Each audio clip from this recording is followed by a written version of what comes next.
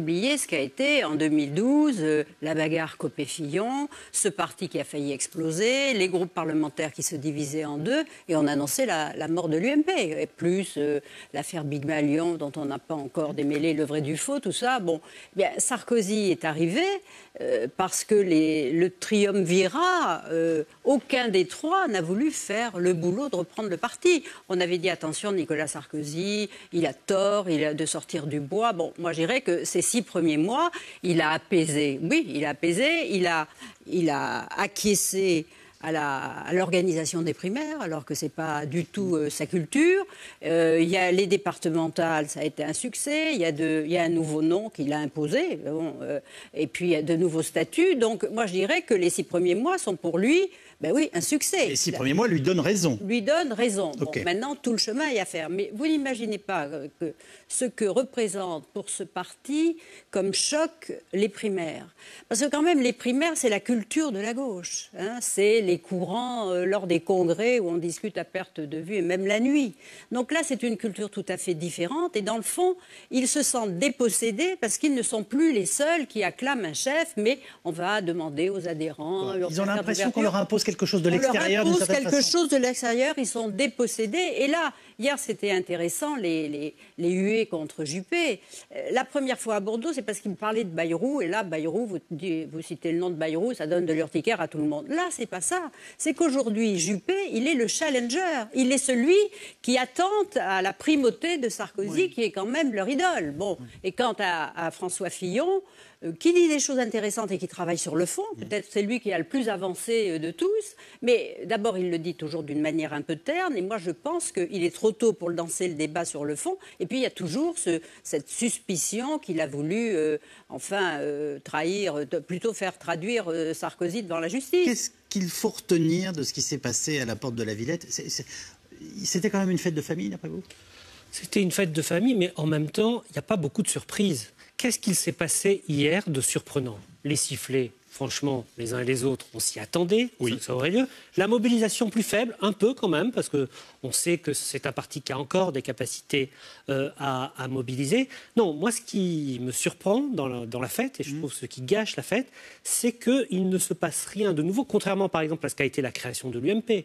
Quand l'UMP s'est créée, c'était un rassemblement de familles politiques différentes. Oui. Il y avait les démocrates chrétiens, il y avait les libéraux, il y avait les gaullistes, et tout ça donnait un nouveau parti. Et ça s'entendait à la tribune. Tout à fait. Là, hier, il y a eu un changement de nom, avec un leader qu'on connaît, des personnalités que l'on connaît, et pas beaucoup d'aspects programmatiques nouveaux. Donc ça, je pense que là-dessus, ça ne donne pas une dynamique. Bruno Jeudi parlait tout à l'heure de cette dynamique. On voit bien que ça ne crée pas un choc dans l'opinion, comme ça avait pu être le cas en 2002 ou en 2007. Par contre, Nicolas Sarkozy parachève par son discours, par aussi sa forme de dureté dans son discours, il parachève quelque chose qu'il a complètement réussi depuis 6 mois, c'est que ce parti et son leader revient et reprend le leadership de l'opposition. Parce que si les militants UMP ont été traumatisés, c'est aussi parce qu'ils avaient le sentiment que le parti d'opposition, c'était le Front National, ce n'était plus le même. Bernard Sananès, on a quand même envie de vous dire, mais c'était fait pour les militants, et ça sert à ça.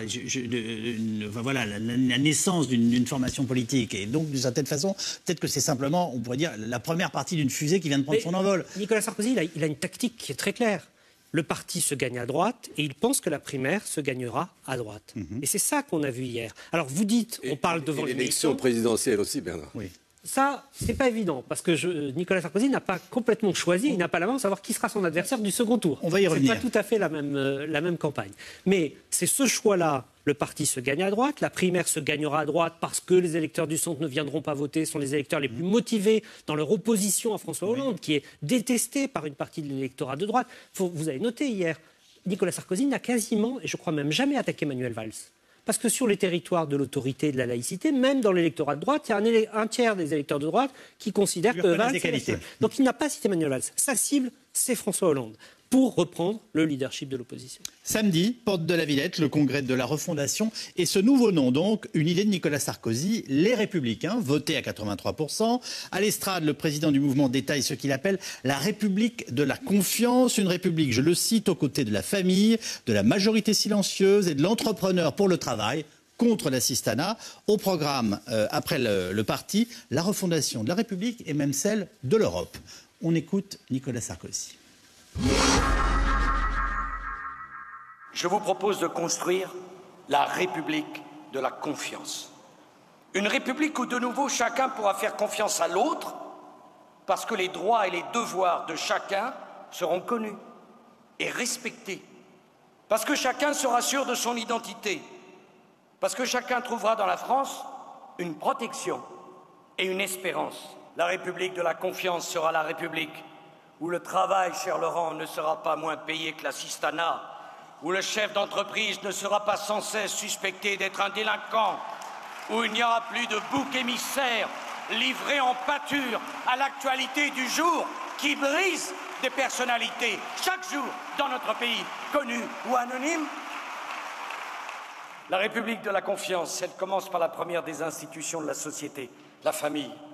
Battre en brèche l'autorité parentale, diminuer les allocations familiales, culpabiliser systématiquement la majorité silencieuse, c'est préparer une sourde colère chez tous ceux qui n'en peuvent plus d'être accusés de vouloir être simplement ce qu'ils sont depuis toujours. Sans autorité, mes chers amis, il n'y a pas d'état de droit digne de ce nom. Sans autorité républicaine, il n'y a que la loi du plus fort, la loi de la jungle, la loi de la brute contre le faible. La République, c'est l'autorité mise au service de la loi. La République, elle est aux côtés de l'entrepreneur qui crée de l'emploi et qui crée des richesses. Elle n'est pas contre lui. La République reconnaît aux chefs d'entreprise la responsabilité de décider ce qui est bon pour l'entreprise. Elle ne laisse pas ce pouvoir aux juges, elle ne laisse pas ce pouvoir aux syndicats. Ce n'est pas aux syndicats de décider à la place du chef d'entreprise. La République apprend aux enfants que la réussite est la récompense du travail et de l'effort. La République dit aux voyous, tu seras puni. La République dit aux délinquants, tu n'as pas d'excuses. La République dit aux citoyens, pour avoir des droits, remplis donc tes devoirs. Et la République, par-dessus tout, dit aux religions, la République vous respecte, mais vous devez respecter la République. Ce n'est pas à la République de s'adapter à vous, mais à vous de vous adapter à la République française. Avons-nous fait l'Europe pour que l'Europe et la civilisation européenne disparaissent? Non, non et non. Et jusqu'à quel degré d'impuissance politique, diplomatique, militaire, économique faudra-t-il arriver pour que l'Europe change? Eh bien, j'affirme que l'un de nos premiers devoirs sera de littéralement refonder l'Europe dont le monde a un urgent besoin. Ce n'est pas un rêve, ce n'est pas une utopie, c'est juste notre ambition, la République de la confiance. Voilà pourquoi nous sommes devenus ce soir les Républicains.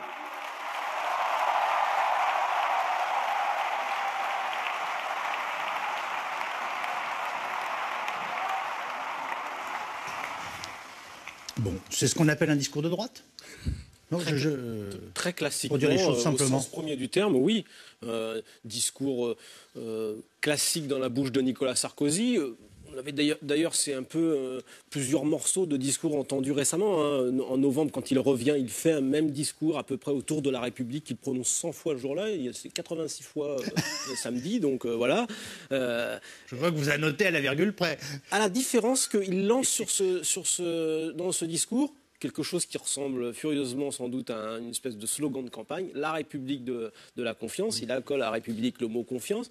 Sous-entendu, j'incarnerai les deux. C'est quelque chose qui renvoie directement à la fois d'abord à François Hollande, qui abîme à ses yeux et la République et la confiance qu'il a sapée dès son arrivée à l'Élysée. Et on voit bien que même s'il ne met pas beaucoup de contenu pour l'instant en termes de propositions dans cette République de la confiance, on voit qu'il a trouvé un axe fort pour essayer d'accrocher les militants.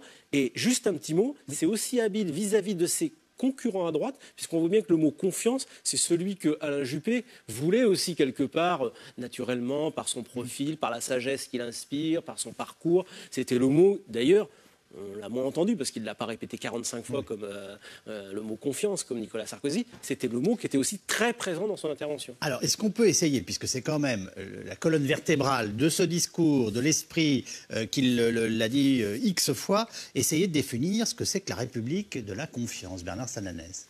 Moi, je n'ai pas réussi à le définir, mais en même temps, c'est un premier discours et c'est, comme disait Bono, c'est un concept. Donc vous n'avez pas compris? Non, je retiens de la République. Mais par contre, je sais à quoi ça fait écho. Enfin, je crois savoir. Sur la République, on a retenu deux choses. Oui. La République, en tout cas, telle qu'elle a été définie par Nicolas Sarkozy, c'est l'autorité, c'est la laïcité. Ça, c'était très clair. Ça a été déjà le cas dans ces derniers meetings, mais on voit bien que même l'égalité, la fraternité, qui ne sont pas des valeurs ni de gauche ni de droite, hein, quand on voit dans les études, c'est plutôt laissé de côté. On voit bien autorité, laïcité, c'est revenu, et ça définit l'aspect République. Sur la confiance, on n'a pas bien vu jusqu'où ça allait, mais par contre, on sait à quoi ça fait écho. Ça fait écho à un sentiment très réel dans l'opinion, très fort, depuis plusieurs années, c'est pas depuis 6 mois, qui est ce qu'on appelle à la fois une défiance verticale, on se méfie de celui d'en haut, voilà, que ce soit les politiques, les dirigeants, etc., tous ceux qui décident, tous ceux qui sont loin de nous. Il faut toujours rappeler qu'il y a 9 Français sur 10 qui pensent que les politiques de droite comme de gauche ne se préoccupent pas des gens comme eux. Donc voilà, la défiance verticale. 9 Français sur 10 ? Oui, tout à fait. Et la défiance horizontale, ça c'est quelque chose de plus récent, on se méfie de celui d'à côté. Voilà. Celui d'à côté, il est souvent l'immigré, l'assisté dans l'opinion, etc. Et au croisement de ces deux défiances, il y a une grande partie de la population qu'on avait définie d'un concept qui était la France amère, qui ne se sent pas représentée aujourd'hui par les partis politiques, qui se sent plus représentée par le Front National. Et c'est en grande partie à cet électorat-là que Nicolas Sarkozy voulait parler hier. Donc vous venez en quelque sorte de nous le définir à l'envers. Vous venez de nous dire la République de la confiance, c'est en tout cas, même si on a du mal à la définir, le contraire de la République de la défiance. Ça répond à la défiance. Et vous savez, c'est très difficile parce que moi, je fais une analogie avec... Quand on a un concept, c'est un beau concept, la République de la confiance. Oui. Ségolène Royal, en 2007, avait un très beau concept. C'était l'ordre juste. Oui. L'ordre juste, c'était un point d'équilibre de la société française. Et elle n'a jamais réussi, derrière, à mettre les aspects concrets. Je pense que Nicolas Sarkozy le fera. Mais derrière les concepts, c'est vrai que maintenant... À l'imposer et à le faire vraiment vivre. Bien sûr, il y a une attente de preuves dans l'opinion. Les concepts, c'est rejeté. Les Français décodent tout ce qui est communication, tout ce qui est marketing. Donc la République de la confiance, ça veut dire quoi? Pour l'instant, on reste sur sa fin. Ça ne veut pas dire que dans les semaines à venir, Nicolas Sarkozy ne va pas le détailler. Catherine Ney? Oui, la République de la confiance. Alors, quand on l'écoutait hier, vous disiez par exemple, la confiance, c'est payer ses dettes. Alors, il y avait quand même certaines phrases où, en l'entendant, on se disait, mais il oublie un bilan qui n'a jamais été fait, quoi.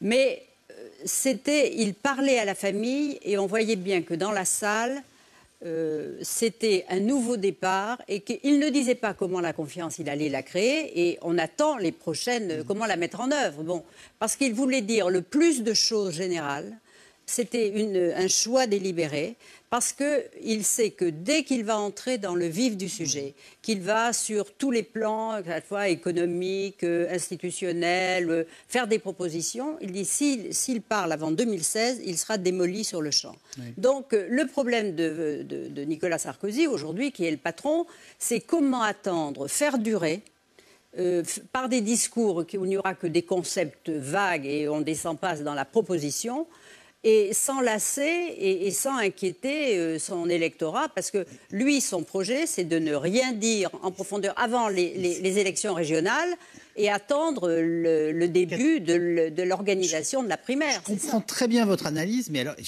honnêtement, est-ce que c'est tenable? Il ne peut pas nous tenir en haleine avec des généralités avec lesquelles on est tous en accord, mais il ne peut pas faire le Dalai Lama, c'est la République de la confiance. Oui, bon, non, mais je veux dire, et d'ailleurs, Alain Juppé le presse déjà de mettre au point le comité d'organisation de la primaire, de ne pas attendre, donc de nommer, de faire élire par le bureau politique l'aréopage qui va organiser les primaires pour que déjà chacun, dans l'unité, mais dans la diversité, organise les primaires. Et donc de se dévoiler beaucoup plus vite. Donc Nicolas Sarkozy, pour l'instant, il surfait sur des propositions un peu vagues dont on voit bien qu'elles correspondent aussi à une attente. Mais moi, je crois que ça va être très difficile de respecter son calendrier, c'est-à-dire de ne pas entrer dans les détails de ses propositions avant le début de l'année 2016. Si ce n'est que vous venez de nous donner une clé quand même, c'est qu'on va aussi être très préoccupé par les régionales que vous avez citées. Oui. Et pendant 6 mois, on peut imaginer il gagne 6 mois avec les régionales, d'une certaine façon, une campagne. Il espère gagner 6 mois. Alors,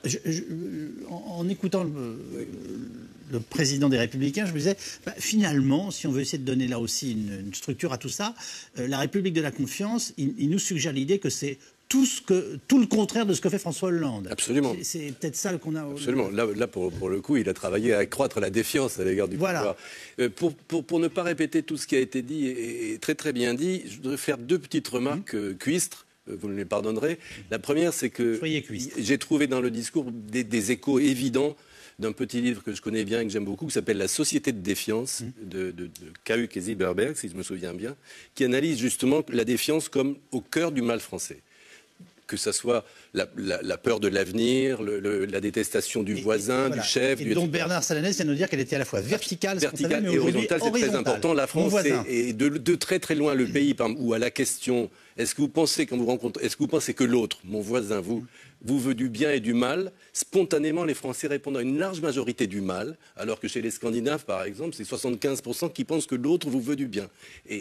C'est unique en Europe. C'est ce qui est à peu près unique. Et ces 2 économies sont très très bien analysées. Comment ça nourrissait le corporatisme français, un esprit de revendication permanent, la défiance à l'égard du pouvoir, la défiance à l'égard de toute décision politique dont on ne pense qu'elle ne peut être que mal intentionné parce que le pouvoir vous veut du mal. Ou intéressé, au mauvais sens du terme. Alors, pour lutter contre la confiance, contre la société de défiance, alors là j'ai un auteur très très différent. J'ai trouvé... En effet, on est dans la verticalité, comme le disait Bernard Sananès, c'est-à-dire que pour rétablir la confiance, il faut rétablir l'autorité. Là, on est clairement dans l'anti-mai 68. C'est l'hyperdémocratisme qui a ravagé la société. Il faut remettre le pouvoir au centre de la société. Et dans cette verticalité, alors il y a un passage qui, moi, j'ai trouvé très très intéressant. Là encore, une référence encore plus cuistre, si je peux me permettre. C'est une vision confucéenne de la société. C'est-à-dire, il faut que l'enfant obéisse à son père, l'élève au maître, la famille au gouverneur, le gouverneur à l'empereur et l'empereur au ciel. Et la société est en ordre. Il y a beaucoup de gens, pour que ce que vous êtes en train de citer, veut dire encore quelque chose et fortement. La société est en ordre quand le monde est comme ça, pyramidal. Et que chacun remplisse son rôle à la place qui est la sienne. Le passage sur l'ouvrier qui doit avoir confiance en son patron sonne un peu bizarre des oreilles françaises, mais on voit bien comme là, il y a une véritable volonté de restauration qui est inspirée un peu par ce... On a beaucoup parlé, vous vous souvenez, au moment des manifestations contre le mariage, pour tous, d'un mai 68 de droite. Oui, absolument. Je trouve que c'est cette idéologie. Il a commencé à l'incarner. Voilà, qui nourrit largement le discours. C'est cette idée, il faut remettre de la verticalité dans une société hyper égalitaire.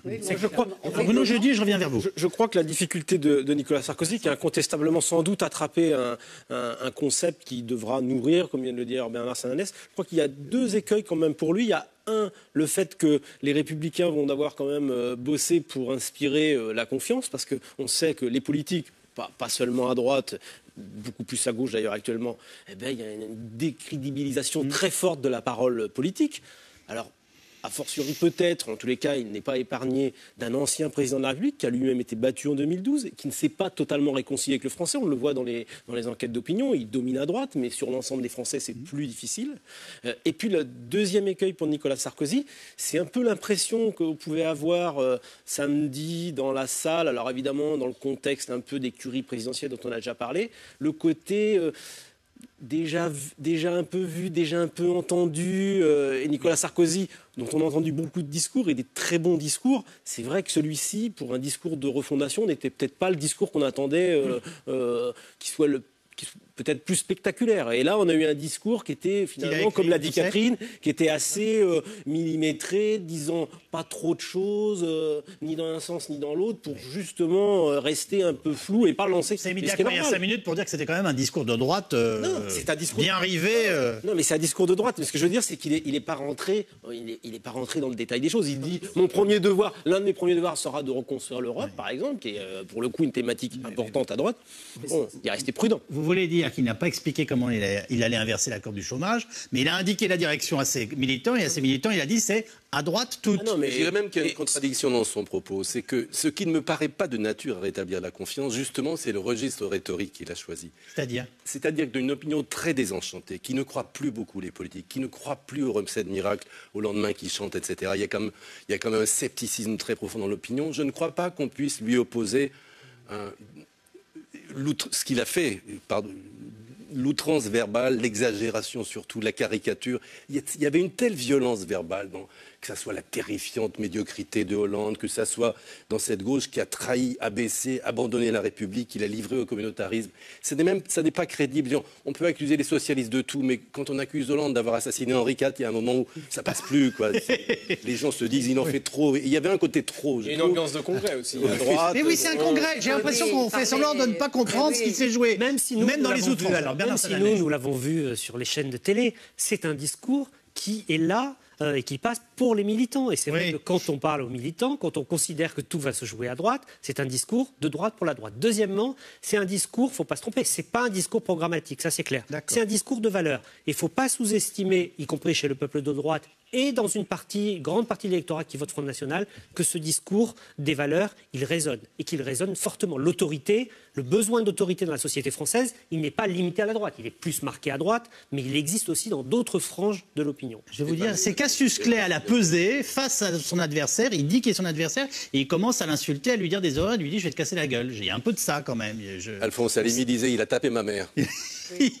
Non mais cela dit, excusez-moi, mais vous voyez, on avance parce que vous êtes en train de définir quelque chose, un enjeu, une ligne politique, et ça prend un peu de chair, Catherine Ney. Oui, ça prend un peu de chair, et là, donc dans les mois qui viennent, à chaque congrès, chaque réunion, il va sûrement nourrir un peu son discours. Mais vous savez, aujourd'hui, si vous voulez réunir les militants, il faut taper sur Hollande, parce que ce qui est vrai aujourd'hui, c'est que à la fois dans le peuple de gauche qui ne rêve que de Juppé et qui dit comme Juppé est formidable, dès que vous dites Sarkozy, eh bien, il y a toujours une hostilité, mais alors incroyablement forte. Mais pendant longtemps, François Hollande a cru que cette hostilité envers Nicolas Sarkozy, c'était une hostilité personnelle à cause de son caractère et que lui, en raison de son amiabilité et son optimisme, eh bien, il serait épargné de cette vindicte et de ce rejet. Or, aujourd'hui, à droite, il y a un rejet profond. Vous entendez des gens vous dire, moi, quand je le vois à la télé, je change de chaîne, je ne le supporte plus.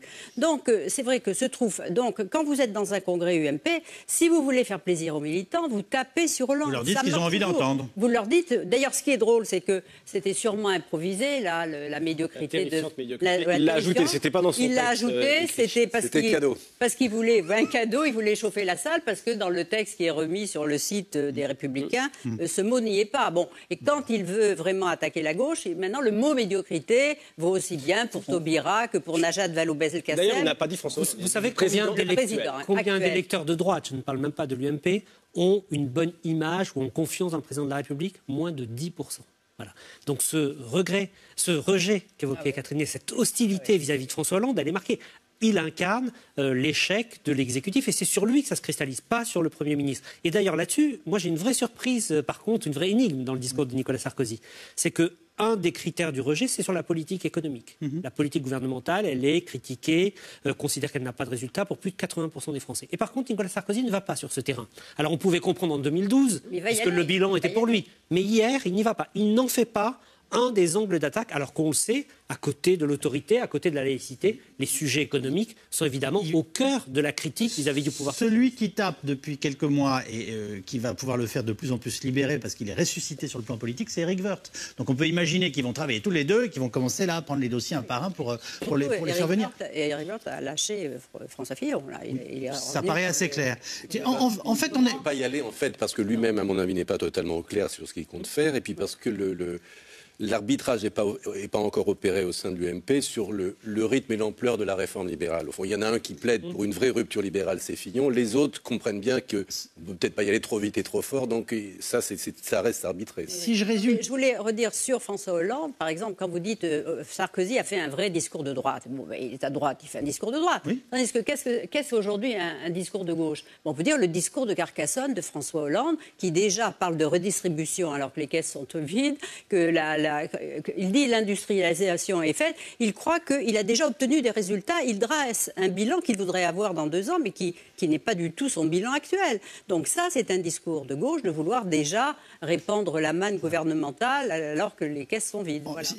Si je résume quand même ce qu'on se dit depuis le début de l'émission, on a assisté d'abord au congrès de Nicolas Sarkozy, c'était ça. Exactement, oui. Exactement, c'est le congrès de Nicolas Sarkozy avec justement des concurrents de l'émission, moi républicain. Tout à fait, et des concurrents qui s'inquiètent de voir finalement ce parti, pour l'instant, organisé à son seul profit. Et quand même, Alain Juppé a prononcé cette phrase hier qui me paraît importante. Il a menacé de ne pas participer à la primaire si c'était la primaire des Républicains, la dite texto. Donc, on imagine mal qu'il ne participe pas à cette primaire. Mais le fait de le dire, d'agiter la menace, c'est déjà en soi quand même un élément de crise.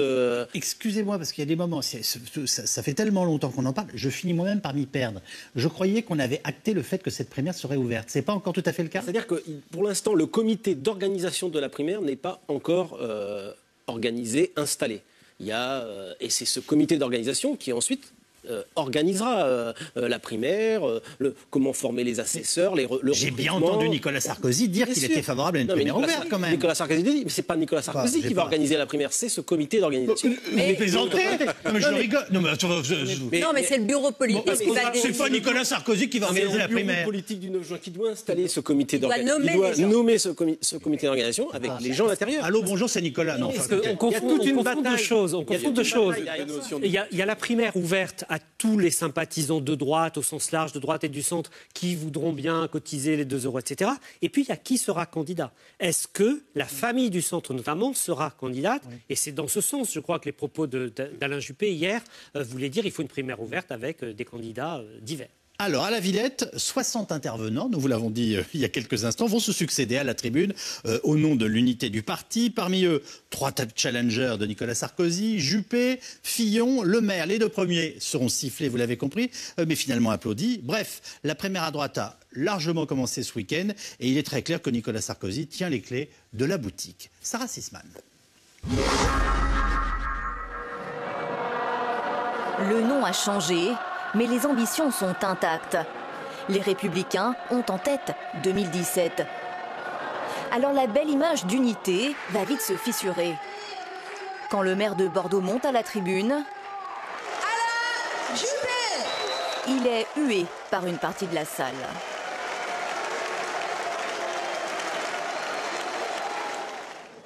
Certains d'entre vous me sifflent. Certains. Ça me fait de la peine. Et ça ne change pas ma détermination. Vous êtes ma famille. Je resterai dans ma famille et mon action politique se déroulera toujours dans ma famille. Déclaration d'amour pour les Républicains, mais un objectif clairement affiché, remporter les primaires. Nicolas Sarkozy a le parti. Moi, pour l'instant, j'ai l'opinion, mais j'organise ma petite PME. Et parfois, il arrive que des PME performantes soient plus efficaces que des grandes entreprises du CAC 40. Oui, je vais gagner la primaire, je vais tout faire pour ça. Vous voyez que je me présente pour être battu ? Le leitmotiv d'Alain Juppé, être le grand rassembleur, le grand pacificateur. Alors il ne va pas hésiter à décocher quelques flèches contre une droite revancharde, allusion à peine voilée à l'ancien président. On ne fait rien de bon dans la division, ni dans la recherche méthodique du clivage. Certes, parfois, du conflit peuvent naître des solutions nouvelles. Mais les conflits dans notre pays ils viennent tout naturellement. Nous sommes grands amateurs de polémiques et d'affrontements. Le rôle d'un dirigeant n'est pas de les susciter ni de les attiser, mais de les apaiser. Notre société a besoin d'apaisement et non pas de revanche. L'esprit de revanche. François Fillon assure ne pas en être animé. Mais l'accueil des militants est tout aussi glacial. Impassible, l'ancien Premier ministre, lui aussi dans la course pour les primaires, cherche à tout prix à se démarquer. Certains pensent que l'on convaincra les Français en prenant tous les virages, en serrant vers la droite. D'autres en conduisant au milieu de la route, sans parler des démagogues qui disent qu'on peut lâcher le volant et regarder derrière soi. Eh bien moi, je ne veux pas découper la France en tranches. Je la prends comme un bloc, avec amour, avec la conviction qu'il faut se réinventer ensemble pour espérer, pour proposer et pour agir. François Fillon sera tout de même applaudi en fin de discours. Alors que dans les allées, un autre challenger se prépare, moins connu, mais tout aussi déterminé. C'est pas la popularité qui compte. Ce qui compte, c'est qu'on montre qu'il y a un espoir, il y a un état d'esprit positif, il y a de l'enthousiasme, il y a de la générosité. Parce que je pense que c'est comme ça qu'on gagne en politique. C'est en montrant qu'on porte quelque chose de plus grand que soi. Bruno Le Maire cache de moins en moins ses ambitions présidentielles. À la tribune, il a trouvé son credo, le renouveau. Faisons tomber les murs de cette classe politique qui ne se renouvelle jamais. Vous butez contre les mêmes visages. Nous allons vous offrir de nouveaux visages. Vous butez contre les mêmes idées. Nous allons vous offrir de nouvelles idées. Vous portez une ambition nouvelle pour la France. Vous avez raison. Vous voulez le pouvoir. Vous avez raison. Mais alors prenez-le, parce qu'on ne vous le donnera jamais. Difficile d'exister dans une journée écrite pour Nicolas Sarkozy. Le Maire, Fillon, Juppé le savent. La compétition s'annonce extrêmement rude à droite. Alors, tout d'abord, je vous annonce qu'on vient d'apprendre les chiffres du chômage. C'est une nouvelle hausse pour le mois d'avril, hausse qui a touché toutes les catégories d'âge dans les mêmes proportions. Le nombre de demandeurs d'emploi dans notre pays de catégorie A, c'est-à-dire sans aucune activité, a progressé de 0,7% le mois dernier, soit 26 200 personnes pour s'inscrire à 3 536 000. C'est donc un nouveau record de chômage pour notre pays. On en revient à ce qui s'est joué ce week-end porte de la Villette. Alors, on a l'impression quand même que Bruno Le Maire ressort du lot. Est-ce que c'est parce que il y a quand même un aspect de novation et qu'en plus il nous en parle voilà, qui tire son épingle du jeu, notamment dans ces trois intervenants qu'on vient d'entendre. Je précise que Xavier Bertrand lui aussi s'est exprimé. Enfin, comment vous percevez les choses, Catherine Ney? Vous savez, Bruno Le Maire, il est allé voir Nicolas Sarkozy juste après son échec et ils se sont parlé et Nicolas Sarkozy lui a dit « Écoute, c'est bien simple, dans 5 ans, ce sera toi ou moi ». Donc, cette prophétie n'est pas tombée dans l'oreille d'un sourd. Il a commencé à travailler, mais beaucoup plus que tous les autres. C'est-à-dire qu'il a fait du terrain, il est allé voir les militants, ce qui l'a amené à être candidat à la présidence du parti où il a fait 30%. Donc, à partir du moment où il avait fait 30%, ce n'était pas uniquement ses propres voix, puisque les juppéistes, d'autres ont voté pour lui, mais il était l'homme des 30%. Et là, bon, mais c'est un garçon qui, d'abord, qui en veut. Mais il pense que la France se donne à qui la désire. Et donc, il organise, il a des équipes, il travaille, il sait organiser sa claque, comme le disait tout à l'heure Claude. Derrière les journalistes, il avait mis tous ses amis qui, à chaque fois qu'il parlait, scandaient Bruno, Bruno. Bon. Et puis, il s'est fait un look assez moderne. À la David Cameron, un peu. À la David Cameron, sans le ventre, hein, avec bon. Il montre la jeunesse, l'élan, mais pour l'instant. Et leurs balances sont à vous proposer de nouveaux visages. Oui, quand même... voilà. Là, j'étais un peu surpris parce que non, le mais discours était. C'est un combattant. Il fera et donc il va continuer à travailler et là il va se glisser dans la primaire. Enfin, encore que sa décision, dit-il, n'est pas tout à fait prise. Il va voir comment les choses tournent aussi, quoi. Parce que s'il voit qu'il peut être Premier ministre d'un Sarkozy qui pourrait être élu, il choisira la...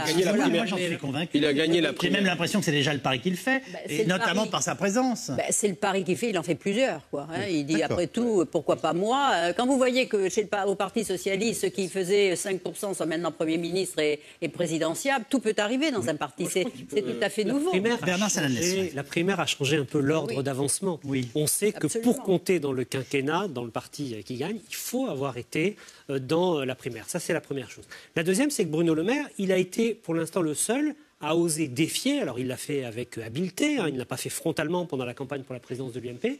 Le seul à défier Nicolas Sarkozy, François Fillon, Alain Juppé, pour l'instant, il tourne autour. C'est assez intéressant, la stratégie de communication d'Alain Juppé. Alain Juppé, il commence hier une phrase de son discours très déterminée, là, sur les sifflets, et on se dit, il va y aller, il va être très offensif. Et puis après, il sert un discours qui est, on ne va pas lui faire offense, mais qui est quand même assez convenu. Tiède. Et ces deux offensives, il les fait avant une interview samedi dans le Figaro, et il les fait le lendemain dans une émission radio-télé. Oui. Mais sur place, il ne joue pas le match. Il ne joue pas le match, soit, Catherine le disait au début, parce qu'il pense que ce n'est pas le moment, soit parce qu'il sait que là, il joue sur le domicile de l'adversaire et donc que de toute façon, il va perdre. Mais à un moment, que ce soit Fillon, que que ce soit Juppé, même si aujourd'hui ce n'est pas le moment, il va falloir affronter Nicolas Sarkozy. Vous savez, ça me fait penser, moi je suis fan du Tour de France, ça me fait penser à ces rivaux du Tour de France, du maillot jaune, qui se disent on va l'attaquer. Et puis les étapes se passent, les unes après les autres, et finalement on se rend compte qu'on a passé les Alpes et que le maillot jaune ira jusqu'à Paris. Pour l'instant, Sarko est maillot jaune, et les autres n'attaquent pas encore beaucoup. Je reste un instant sur Alain Juppé quand il nous dit, quand il dit à nos confrères, il a le parti, Nicolas Sarkozy, moi j'ai l'opinion, c'est quand même pas un peu excessif? C'est surtout très risqué de dire ça, parce que ceux qui ont un moment cru qu'ils avaient l'opinion n'ont pas forcément gagné la présidentielle derrière. D'ailleurs, Nicolas Sarkozy, ripostant à Alain Juppé hier soir chez nos confrères de France 2, qu'est-ce qu'il a dit? Il a dit ah oui, je me souviens sa phrase. Moi aussi, j'étais derrière un candidat qui croyait avoir l'opinion. Enfin, il faisait allusion à l'épisode Balladur, et c'est vrai que Balladur a sans doute cru qu'il avait l'opinion, mais premier tour de la présidentielle, il était derrière Jacques Chirac, qui lui avait le parti. Oui. Qui lui avait le parti. Donc c'est quand même risqué de dire ça. Mais aujourd'hui, de fait, Alain Juppé est un peu le candidat de l'opinion.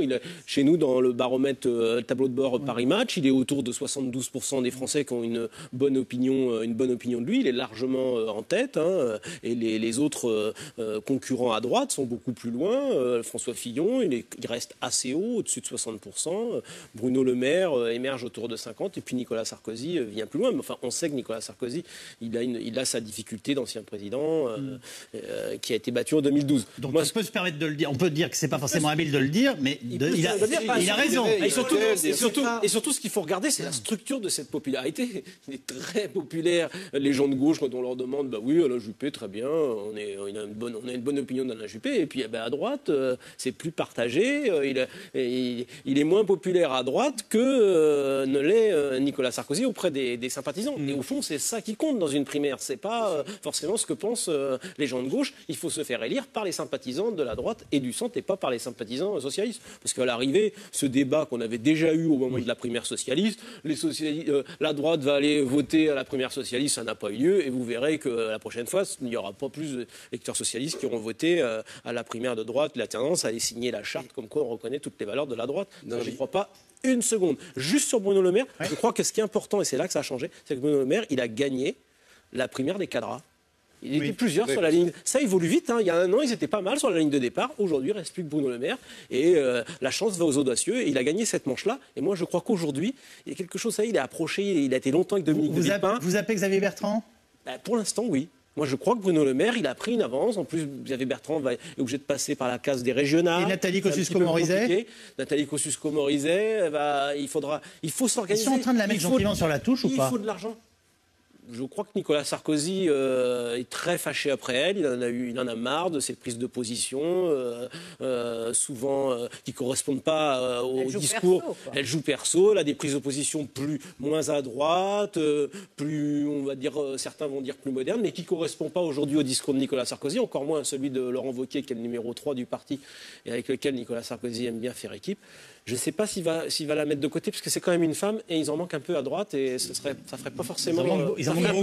Sur Bruno Le Maire, juste on peut ajouter qu'il sait faire de la politique, parce que lorsque Najat Vallaud-Belkacem a présenté son projet, mais c'est le seul qui est venu sur son terrain, qui a quand même réuni les signatures de 300 parlementaires pour s'opposer à elle. Alors, il paraît que l'idée n'était pas de lui, mais en tout cas, il l'a très bien fait vivre, et voilà, et bien exploité. Et en tout cas, ce qui est sûr, c'est qu'il a fait des propositions au lieu d'être uniquement dans la critique, ce qui est quand même toujours un peu plus positif. Oui, Le Maire est un personnage très original, parce qu'en effet, il sait faire de la politique et il aime ça, alors qu'il a longtemps passé pour une espèce d'intellectuel égaré en politique. Oui.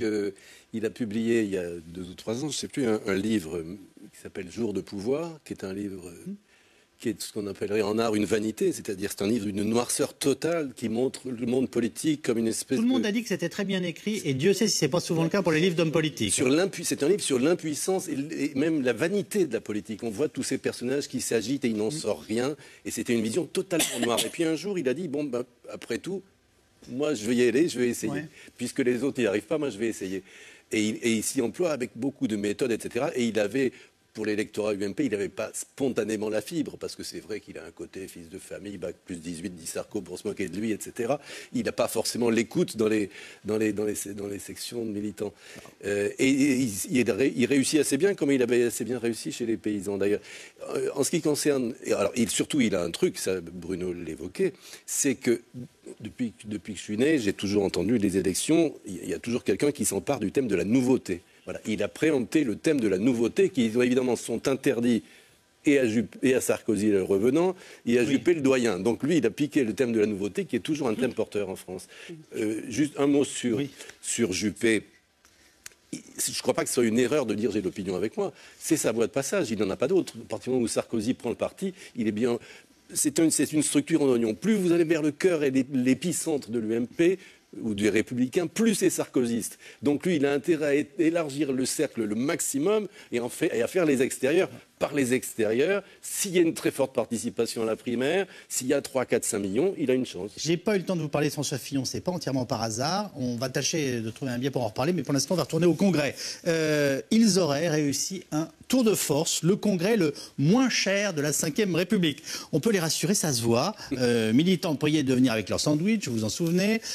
Entre 8 et 10 000 personnes au lieu des 20 000 attendus, même si 10 000, ça continue d'être du monde. Et malgré tout, sous la tôle ondulée, eh bien, je ne plaisante pas, l'ambiance était surchauffée. Reportage sur place de Stéphanie Gillon et Arnaud Fora. Ils sont arrivés par quart entier, la grande famille réunie, venue célébrer le baptême des Républicains. Une cérémonie version low cost, restrictions budgétaires oblige, où même les petits drapeaux étaient payants. C'est la dèche parce qu'il a payé 5 €, mais c'est pour la bonne cause, alors il n'y a pas de... Bravo Sarko! Car pour leur héros, rien n'est trop beau. On est derrière Nicolas Sarkozy parce que pour moi, c'est lui. Mais que ce soit Juppé, que ce soit Fillon, ce qu'on veut, c'est que tous, on les écoute, tous, on y croit. Depuis le retour de Nicolas Sarkozy, les adhésions ont bondi.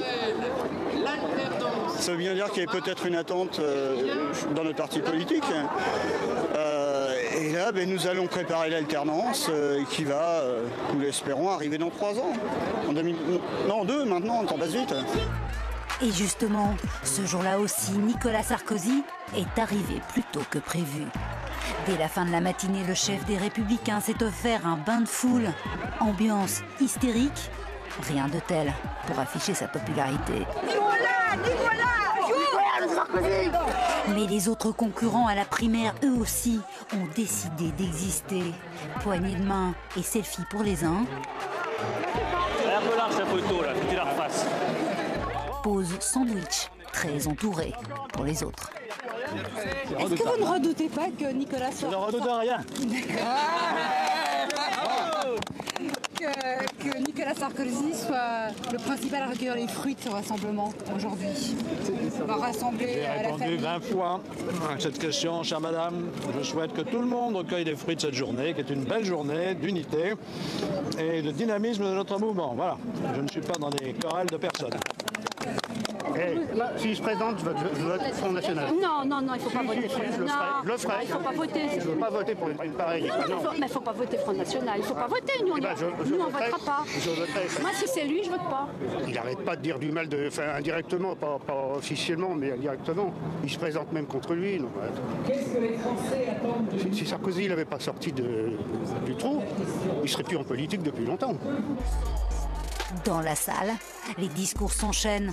60 intervenants au total, certains plus applaudis, par un public tout acquis à Nicolas Sarkozy, accueilli comme aux grandes heures de 2007. Est-ce que Nicolas Sarkozy n'a pas pris un peu toute la place aujourd'hui? Pour quelqu'un qui a pris toute sa place, je veux dire, il y a eu 60 discours. Donc ça, en revanche, j'avais jamais vu, vous voyez. Donc tout le monde a vraiment pu s'exprimer et je trouve que c'était très bien de pouvoir donner la parole à chacun. Et chacun a pu montrer ce qu'il avait en termes de conviction et dans les tripes. Voilà. Alors si vous me dites qu'aujourd'hui Nicolas Sarkozy a occupé toute sa place, c'est que peut-être il a peut-être marqué une différence. C'est clair. Sarkozy a été très ovationné. Effectivement, il a été très soutenu parce que je crois qu'il est aussi l'artisan de ce rassemblement autour de lui. Il est l'artisan de ce nom que j'aime personnellement beaucoup parce qu'il nous résume bien.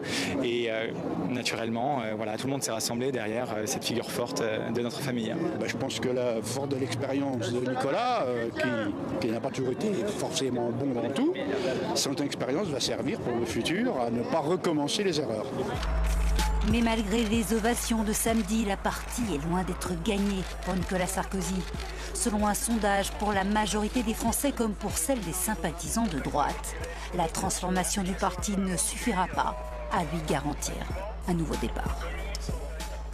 Alors, question de téléspectatrices ou de téléspectateurs, Juppé et Fillon ne vont-ils pas tomber dans un attrape-nigo où les résultats de la primaire sont joués d'avance?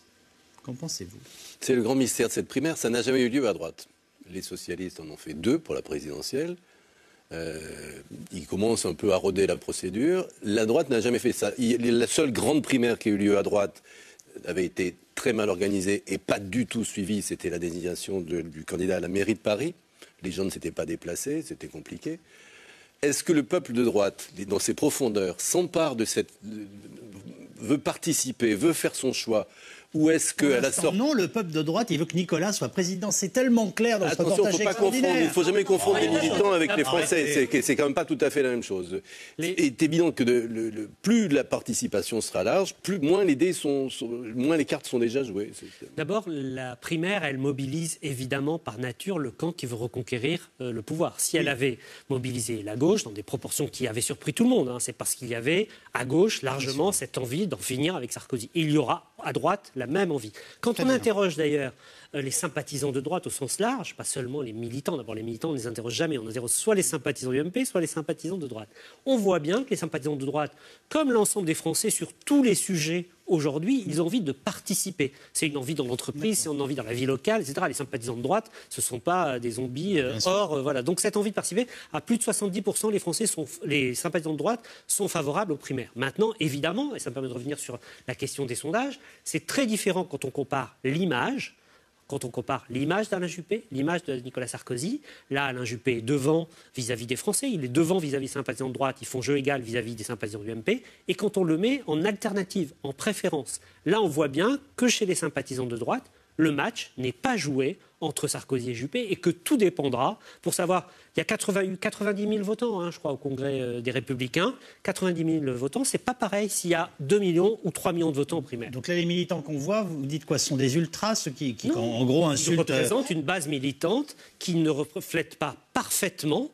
Il y a des sympathisants de droite qui sont très sarkozystes, mais quand on regarde les sympathisants de droite au sens large... Donc il ne faut pas qu'on caricature cette notion. Il ne faut pas réduire à cette seule angle de vue. Il existe, il est réel. Surtout là, les militants, c'était le premier... congrès low cost, sans argent. Donc, les militants qui sont venus c'était sinistre. C'est la première fois qu'il n'y avait pas d'argent pour offrir des sandwichs. Il fallait tout payer. On ne payait rien, c'était de la tôle ondulée. Voilà, et c'était un local où il faisait très chaud. C'était très... Donc, ceux qui sont venus étaient les plus motivés. Surtout que le nom sur le Républicain, c'était acté. Tout ce qu'avait proposé Sarkozy, c'était déjà acté. Donc, ceux qui sont venus, ils sont venus pour applaudir Sarkozy parce qu'ils aiment Sarkozy. Oui. Donc là, dans cette... Bon, alors, Juppé... Quand vous regardez Juppé et Sarkozy et leur parcours, on dit ils sont tellement différents. Mais moi, je crois que c'est surtout une différence de caractère. Parce que sur le fond, ils sont l'un et l'autre aussi européens. Dans le fond, quand on reproche beaucoup à Sarkozy de s'être engagé sur la Libye, à l'époque... Alain Juppé était son ministre des Affaires étrangères et était absolument sur la même ligne que lui. Enfin, il a fini. Enfin, à des nuances. Mais enfin, il l'a soutenu. Au départ, il était très réservé. Il était très réservé, mais une fois que la machine était lancée, il y avait quand même 53 pays qui étaient derrière aussi Nicolas Sarkozy. Donc, voilà, bon. Mais sur la politique, ni l'un ni l'autre ne sont des libéraux. Alors, bien sûr, ils veulent réduire le périmètre de la sphère publique, mais franchement, ils sont pour maintenir un certain nombre d'acquis sociaux.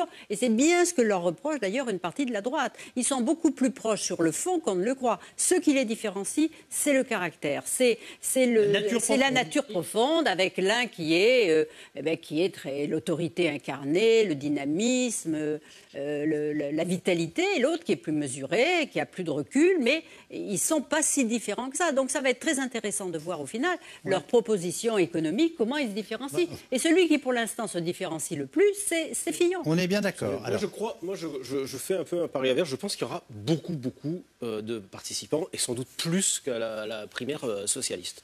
Je crois que Catherine Ney le disait tout à l'heure, il y a une envie de se débarrasser, pardonnez-moi le terme, de François Hollande très forte à droite. Et si, pour donner de l'élan aux candidats de droite, alors les sarkozystes iront en masse pour voter, et les Juppé, si Alain Juppé sent que cette primaire est sincère, si les Français sympathisants de droite ils ont le sentiment que cette primaire est sincère, ils iront voter en masse parce qu'en plus aujourd'hui, ça s'inscrit dans cette façon de faire de la politique. Au fond, on voit bien que les partis, il y a de moins en moins de monde dans les partis. On a vu les 2 congrès, peu de votants.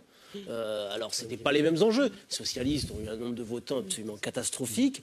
Et finalement, samedi, pour le vote sur le non, sur les statuts, alors certes, ce n'est pas très intéressant et tout, mais il y a 100 000 votants, c'est très peu. Donc, il y a de moins en moins de monde dans les partis, mais il y aura de plus en plus de monde dans la primaire. Et je fais le pari, justement, qu'il y aura beaucoup de monde. Alors après, est-ce que ça change quelque chose au résultat? On voit bien qu'aujourd'hui, Nicolas Sarkozy tient les rênes courtes là, sur le parti, et donc il a un avantage incontestable.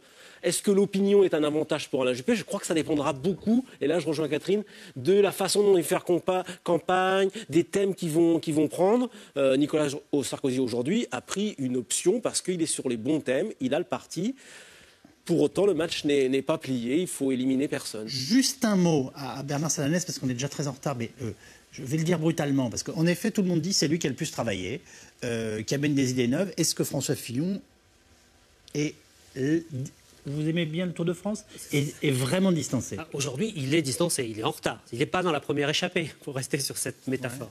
Ouais. Et en même temps, c'est vrai qu'il garde, notamment à droite, et depuis 2-3 mois, on voit qu'il reconstitue un peu son capital dans l'opinion. Son problème est surtout un problème de communication aujourd'hui. Aujourd'hui, la communication de François Fillon n'a pas de percussion. Elle n'arrive pas à imprégner l'opinion et les sympathisants de droite. Par ailleurs, il y a une autre difficulté, c'est que le courant libéral réformateur à droite, il n'a jamais été non plus majoritaire. On passe aux questions SMS. Eh bien, la première question, à part le nom, qu'est-ce qui a changé dans ce parti? Non, il n'y avait pas d'enjeu. C'était un congrès. C'était sans doute pour la première fois. C'était juste pour oublier l'UMP. C'était un congrès sans enjeu. C'était les scandales, effacer l'UMP, les affaires Big Malion, les scandales, les dettes et tout ça. Bon, les dettes restent, hein, mais bon, on en parlera sans doute avec le nom de l'UMP et puis le nom des Républicains. Donc oui, il n'y avait pas d'enjeu. Nommer les choses, c'est quand même très important. Moi, il me semble que Sarkozy a fait. Faites-nous Camus un peu. Non, je pense que oui. Sarko a eu un coup de génie avec le mot républicain, même si ça peut agacer beaucoup de gens. Il m'est arrivé que ça m'agace. Le mot républicain, je trouve, donne une armature, un habillage très cohérent à des thèmes disparates, et y compris à tous les thèmes qu'il a déjà rodés en perdant. En 2012, c'est-à-dire toutes les frontières, l'identité, tout ça, du coup, ça prend une cohérence, je trouve. Il y a encore un recours. Est-ce qu'il peut aboutir, selon vous, contre le nom? Je sais pas, depuis le début, je ne crois absolument pas ces histoires de recours et tout. Et puis la il y a eu un parti qui s'appelait Parti républicain. Regardez comme on en parle depuis 2 jours, ça y est, l'UMP est quasiment oublié. Vous voyez dans tous les médias, tout le monde ne parle plus que des Républicains. Là-dessus, en communication, c'est une bataille qui est largement gagnée. Alors, Jacques Chirac avait été l'un des fondateurs de l'UMP. Pourquoi Nicolas Sarkozy ne lui a pas rendu hommage lors de son discours? Je crois qu'il n'y a pas pensé. Il y a longtemps que Nicolas Sarkozy n'est pas le plus de Jacques Chirac dans ses discours. C'est un peu gros. Non, mais Alain Juppé était un des fondateurs c'est Alain Juppé qui était à la manœuvre pour créer l'UMP plus que Jacques Chirac. C'était vraiment lui qui avait porté ce parti centriste, gaulo-centriste sur les fonds baptismaux. Donc. Vous ne répondez pas à ma question. Du passé faisant table rase. Oui. Sarkozy voulait accréditer l'idée qu'on était dans le neuf, qu'on était dans la régénérescence, dans la régénération du parti. Donc avant moi, il n'y avait rien. Les RPR, c'était Chirac, excusez-moi. Mais enfin bon, très bien. Alors on oublie tout ça, ça n'existe plus. Alors je vous trouve très négatif sur le discours de Nicolas Sarkozy. Il m'a redonné espoir, nous dit un téléspectateur. C'est intéressant parce que voilà, ça veut dire que... D'abord, dans les points positifs, c'était un discours très volontariste. On voit bien dans le match du volontarisme, y compris par rapport à Juppé, on voit bien qu'il y avait toujours cette force. Ce qu'on dit simplement, ce qu'on a, je crois, essayé de dire, c'est qu'un des enjeux pour Nicolas Sarkozy, c'est aussi, dans cette période période qui est compliquée parce qu'il ne veut pas dévoiler son programme, alors qu'il aura évidemment un programme très dense, très riche, on l'imagine, le risque de banalisation de sa parole. Nicolas Sarkozy, ça fait 10 ans qu'il est sur le devant de la scène politique. Des discours, des meetings, des émissions télé, il en a fait beaucoup. Donc le sujet, c'est qu'il n'y a pas ce sentiment qu'il a remis du charbon dans la machine. La stratégie de la nouvelle machine de guerre sarkozyste est-elle de pilonner les socialistes et de phagocyter les électeurs FN? Vaste programme. Il faut justifier le retour. Je vous rappelle quand même qu'il avait dit « vous n'entendrez plus parler de moi ». Pour justifier, justifier son retour, il faut que la France soit même plus au bord de l'abîme. Elle est au fond, la France. Elle est ruinée, détruite, livrée au communautarisme, piétinée tous les jours par le coup de force permanent. Donc, il est dans le salut national. Sa République, c'est la République en danger. Et je pense qu'il a besoin, d'abord, c'est sa nature, il a toujours dramatisé les enjeux. C'est un effet de tribune, mais je pense qu'il a besoin aussi de surdramatiser la situation de la France, qui est déjà pas terrible, pour expliquer pourquoi on a absolument besoin de lui. Les politiques, comme les médias, n'entendent pas la province. Les préoccupations profondes du peuple, ils sont dans leur bulle. Que pensez-vous de ce... presque un appel. Je pense, je ne veux pas décourager la téléspectatrice précédente, mais c'est vrai que ces discours avec ce concept de République de la confiance, qui est sans doute un beau concept, et je l'ai expliqué tout à l'heure, je crois qu'aussi ça manque de concret. C'est-à-dire qu'aujourd'hui, on voit bien, on est quand même au terme pratiquement de 2 quinquennats de déception. Alors, certains diront davantage celui-ci, et pour mon cas c'est le cas, mais le précédent aussi. Et au fond, les Français, depuis 10 ans, ils ont entendu beaucoup de discours, de beaux discours. Dans les actes, ça n'a pas toujours suivi, et surtout les promesses n'ont pas toujours. À droite, aujourd'hui, ce qu'on attend, c'est comment vous allez faire pour supprimer les 35 heures, quand est-ce que vous allez nous enlever l'impôt sur la fortune, et autant de choses dont on parle depuis 10 ans, 15 ans, et qui n'ont jamais été suivies des faits. Et sur les 35 heures, on peut dire que celui qui a allumé la mèche, c'est Alain Juppé, qui avait créé les 35 heures facultatives. Et à partir du moment où c'était la droite qui, vous savez, c'était avec Gilles de Robillac, qui est la Routurou, qui avait lancé cette idée parce qu'on pensait à l'époque que le gâteau ne grossirait pas et qu'il fallait se partager les heures de travail. Eh bien, à partir du moment où la droite faisait les 35 heures facultatives, la gauche les a fait de manière obligatoire. Mais quand Sarkozy, qui a dénoncé ces 35 heures, a cru supprimer les 35 heures en faisant les heures supplémentaires défiscalisées, il a au contraire ancré dans le marbre les 35 heures, puisqu'on calculait la première heure supplémentaire à partir de la 36e heure. Donc ça va être très difficile de revenir en arrière. Et vous voyez ce qui se passe à l'assistance publique. Il y a une résistance des salariés, de la fonction publique, et ça va être très, très, très difficile d'y Pour aller dans le sens de cette dame, je dis, on est au-delà de la bulle, en fait. Il y a un décalage énorme entre l'offre politique et la demande. Il faut regarder la réalité en face. Pardon Bernard, sondage Odoxa paru hier ou avant-hier, 72% des gens ne souhaitent pas que Sarkozy soit candidat. Sondage la semaine précédente, 77% de mémoire, des gens ne souhaitent pas que Hollande soit candidat. On y va quand même tout droit. Je ne vais pas citer de chiffres, mais plusieurs sondages disent la même chose, et ça répond à votre question et à la question de la téléspectatrice. Aujourd'hui, un des sentiments les plus inquiétants pour la droite dans les sondages, c'est que quand on demande aux Français si elle ferait mieux que la gauche au pouvoir, gauche qui n'est jugée positivement que par à peu près 25% des Français, les Français ne disent pas oui. Et donc, tant que la droite n'aura pas retrouvé cette crédibilité à faire mieux, à ce moment-là, effectivement, l'alternative, une des alternatives possibles dans l'opinion, sera incarnée par Marine Le Pen. Quel est le secret de Sarkozy pour enthousiasmer les foules jusqu'à en faire oublier le naufrage de l'UMP et les affaires? Ça s'appelle le charisme. Bon. Auprès de ses fans, il a un charisme incroyable. Sarkozy croit-il réellement à sa réélection? Oui. François Hollande aussi, alors c'est vous dire. Non, mais Nicolas Sarkozy le croit depuis quasiment bien avant son retour. Mais contre qui, on ne le sait pas. Si le discours de Sarkozy était très à droite, pourquoi les électeurs tentés par le vote FN y resteraient insensibles? Hier, en même temps, on a voté au Pontet, ville de droite. Oui. C'est pas la réélection de Pontet qui est surprenante, mais on voit bien que dans ces régions-là, notamment en Provence-Alpes-Côte d'Azur, ce sera un vrai test de la stratégie Sarkozy. Est-ce qu'en Provence-Alpes-Côte d'Azur, le Front National au régional recule et est-ce que l'UMP l'emporte? C'était le premier tour au Pontet. Tout à fait, mais